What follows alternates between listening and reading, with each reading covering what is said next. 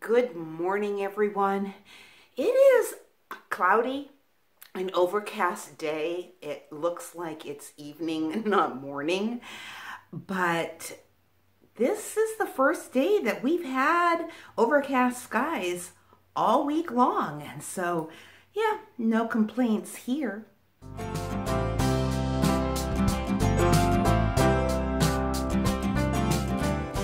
And look, I'm going to turn the camera, and I'm not good at being real smooth doing this, so forgive me if it's a little, don't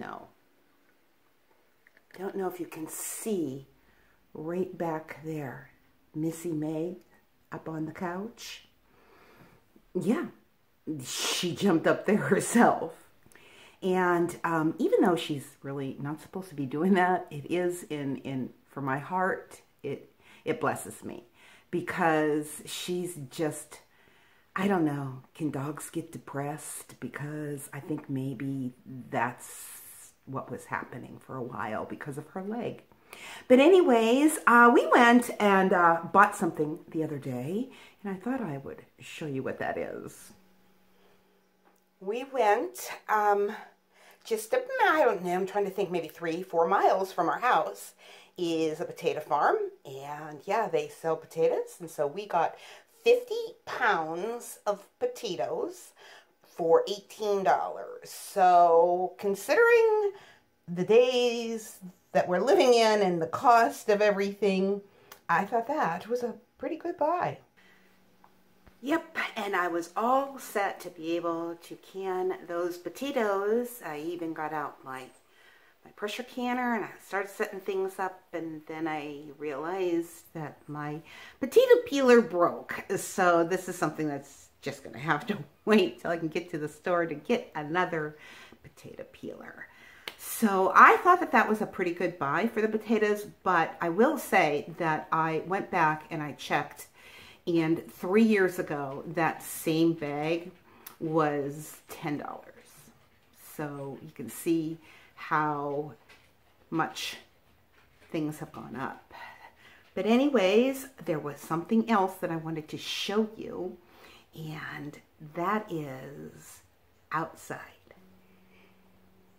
I just wanted to take a moment and show you this cute little pot that I got at a local store. I just thought it was adorable, and I wanted to show you what was in it because I've never seen this before.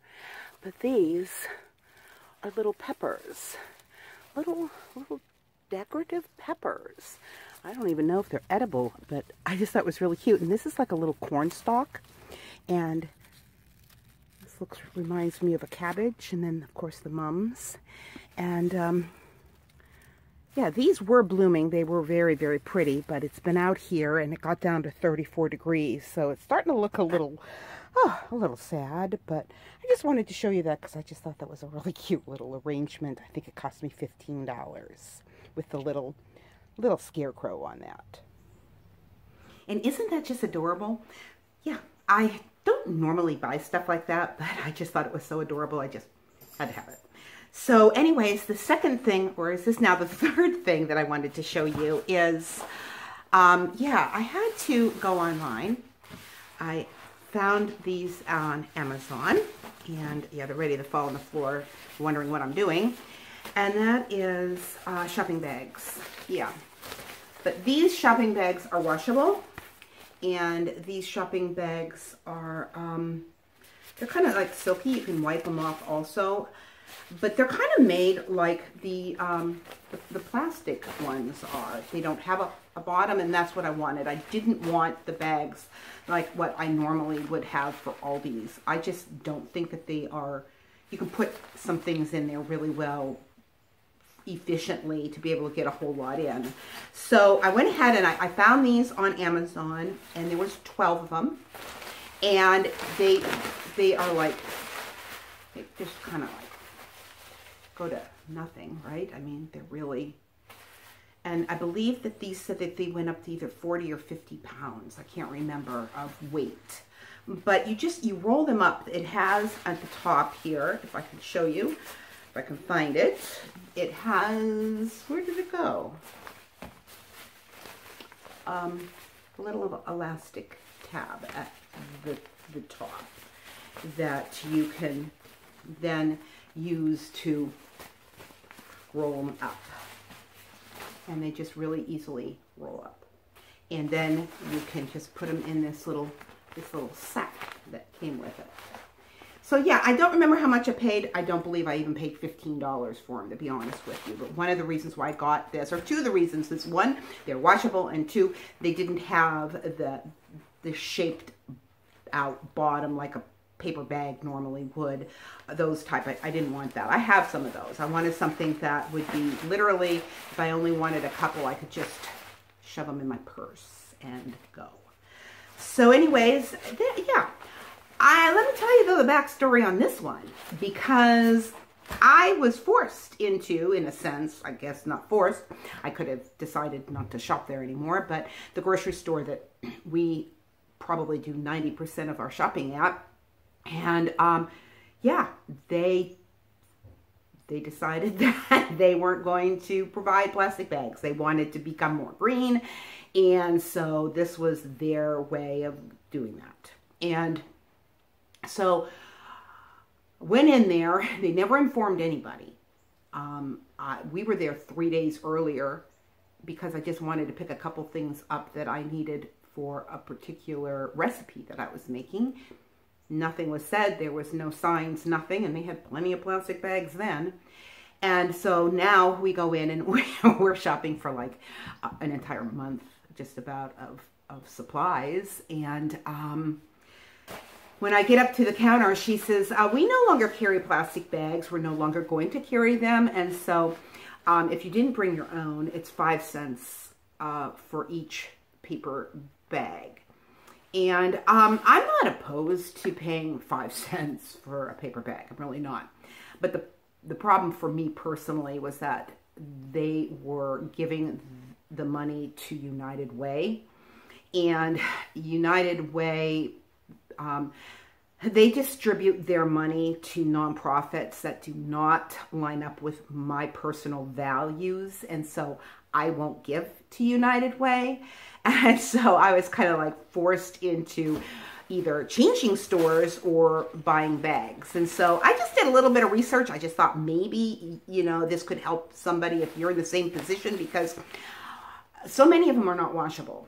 And these are washable. And a lot of them out there, they're like a paper sack, you know what I mean? But they're vinyl, like what you get at Aldi's. And I didn't want that because I wanted something I could really shove in there. Plus, I wanted something that if I was in a hurry, I could just grab one and literally throw it in my bag. And yeah, it's little. So, and if I wanted to be really organized, then I could fold them all up and put them in the sack.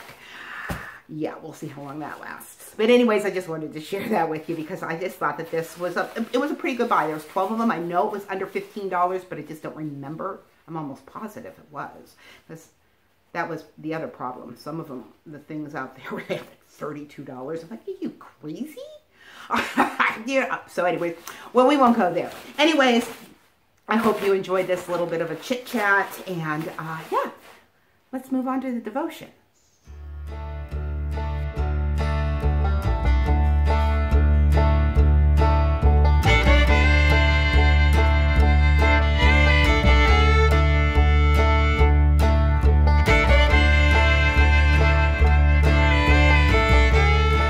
Today, we're going to be talking about true spirituality. And we're going to be in Romans chapter 12, at least to begin with. And this chapter begins with a call to surrender. A radical call to live not for ourselves, but for God alone. And to be honest, this can be a huge hurdle in our relationship with Him. Now, I'm going to be reading verse 1, but I'm going to be reading from the Amplified Bible because I just think that it might help us understand. It says, "Therefore, I urge you, brothers and sisters, by the mercies of God, to present your bodies, dedicating all of yourselves, set apart, as a living sacrifice, holy, and well-pleasing to God, which is your rational, logical, and intelligent act of worship. You know, it can be a struggle coming to a place of surrender. Surrender is a battle term, and it implies giving up all rights to the conqueror. And so the word surrender can have undesirable connotations. Our thoughts tend to think on the negative side, fearing that surrendering to Him would mean giving up things we don't want to give up, or maybe doing things we don't want to do. We presume that God's will for us might not be enjoyable. It might not be what we want, and so we struggle with surrendering our life to the Lord. But I want you to listen to Romans 8, verse 32, which says, "He who did not spare even his own son, but gave him up for us all, how will he not also, along with him, graciously give us all things?" You see, God wants total control of our lives, but He knows our hearts. He knows our hearts better than we do. His will towards us is good. Think about it for a moment. He already gave us the extravagant gift of His Son. And as we read earlier in verse 1 of Romans 12, our calling is to be a living sacrifice. What helped me personally to understand what surrender looked like, so to speak, was when I heard a message on being fully committed. And here's why. The word surrender has the tendency to have us focus on what we're giving up.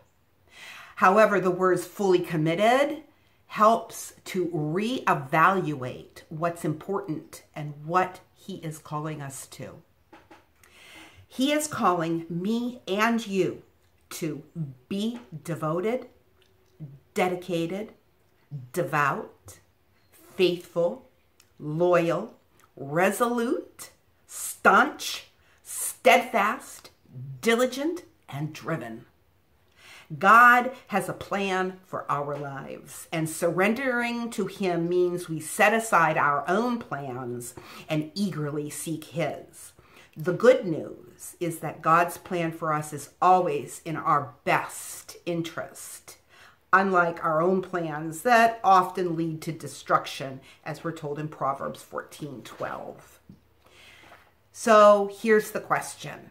Are you willing to give up a futile life for one that is rewarding and forever? Surrender to Him by becoming fully committed to Christ and offer yourself as a living sacrifice to Him.